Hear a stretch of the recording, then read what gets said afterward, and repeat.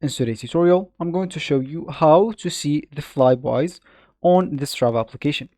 So first of all, of course, all you need to do, just go and download the Strava application if you don't have it in your phone already. Of course, if you don't, you will have to go and download it through Play Store if you're using an Android, App Store if you're using an iPhone, or any other store you could be possibly using. Once you do that, you'll have to go and open the Strava application up. And of course, if it's your first time, they'll actually ask you to log in into your account.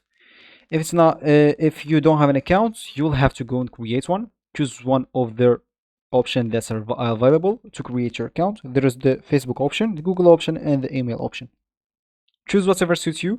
And once you created your account or logged into your account, you'll find yourself here with this home option on the Strava application, which is going to be your home page or your main screen. And of course, we said we would like to see flybys on the Strava application. So Flyby, first of all, is a Strava Labs tool that lets you play back your activity as well as do scenario.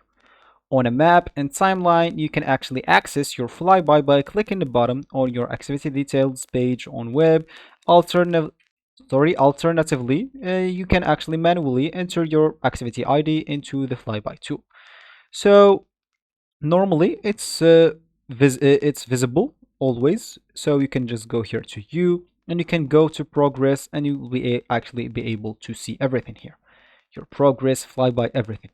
But of course, if you can't see it, so some people said that why I can't see flyby on Strava. So of course, flyby sharing is turned off by default for all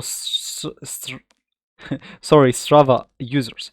So when this settings is turned off, no one will be able to see your activities by using this feature. So to share your activities with Flyby, you'll have to change it on the privacy control to everyone. So of course, some people will say where you'll have just to click at the settings option at the top right corner. And now you'll have to go, to this privacy controls here. And of course, make sure to have this flybys on everyone. And you will be actually good to go. So this will be actually for this tutorial. I hope you like it. Thank you guys for watching and goodbye.